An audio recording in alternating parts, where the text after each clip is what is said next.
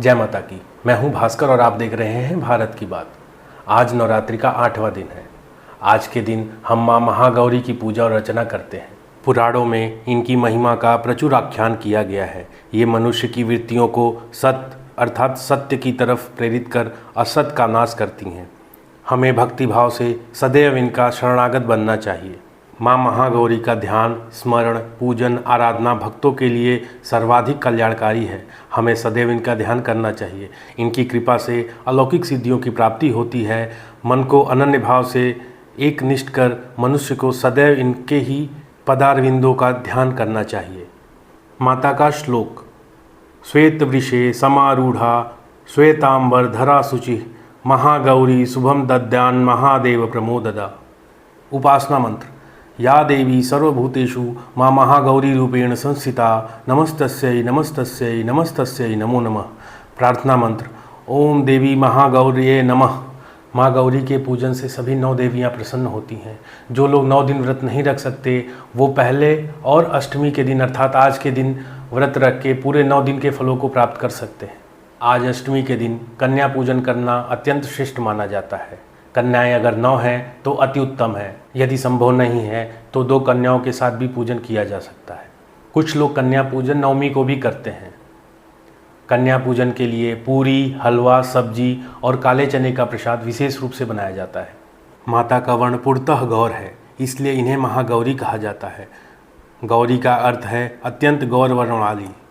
इस गौरता की उपमा शंख, चक्र और कुंद के फूल से दी गई है। इनकी आयु 8 वर्ष की थी जब इनको अपने पूर्व जन्म का ज्ञात हुआ और वह भगवान शिव को अपने पति के रूप में प्राप्त करने के लिए तपस्या करने लगीं। इसीलिए इनकी पूजा अष्टमी को की जाती है। और आपने सुना होगा बहुत सारे महर्षि और देवता भी कहते थे अष्टवर्षा भवेद गौरी। इनकी समस्त वस्त्र एवं आभूषण भी श्वेत हैं। महागौरी की 4 भुजाएं हैं। इनके दाहिने तरफ का एक हाथ अभय मुद्रा में है और दूसरे हाथ में त्रिशूल है।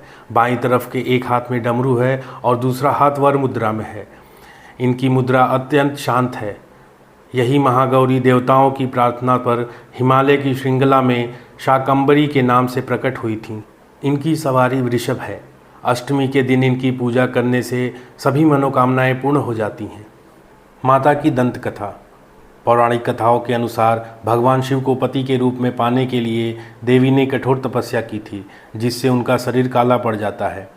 देवी की तपस्या से प्रसन्न होकर भगवान शिव इन्हें स्वीकार करते हैं और शिवजी इनके शरीर पर गंगा जल छिड़क देते हैं।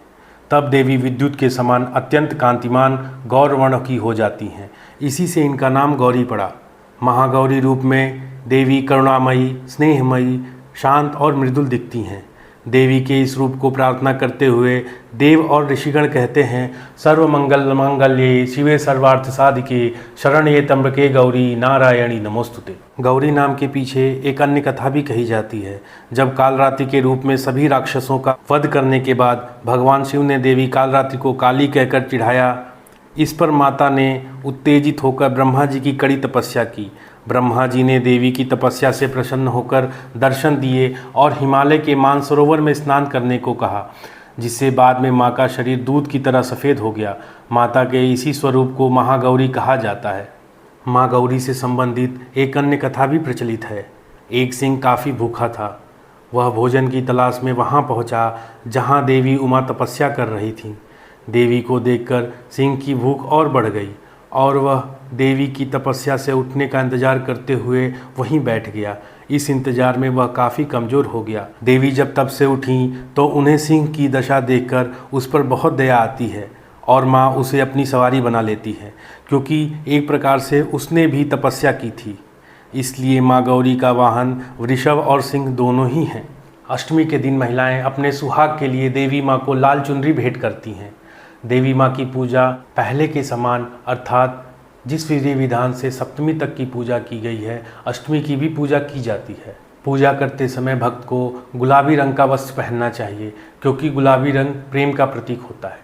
माँ को सफ़ेद फूल चढ़ाएं और नारियल का भोग लगाएं। आज के दिन पर्पल अर्थात बैंगनी रंग का वस्त्र पहनना अति शुभ है और दुर्गा सप्तशती के मध्यम चरित्र का पाठ करना अत्यंत लाभकारी और उत्तम फल देने वाला है। माँ महागौरी आपके सभी दुखों को हर लें और आपकी सभी मनोकामनाओं को पूरा करें। आशा करता हूँ कि आपने कुछ नया सीखा, नया जाना। मेरे वीडियो को लाइक करिए, शेयर करिए, चैनल को सब्सक्राइब करिए। सब्सक्राइब ज़रूर करिए, इससे हमें ताकत भी मिलता है और ये फ्री है। नमस्कार, जय हिंद, भारत माता की जय।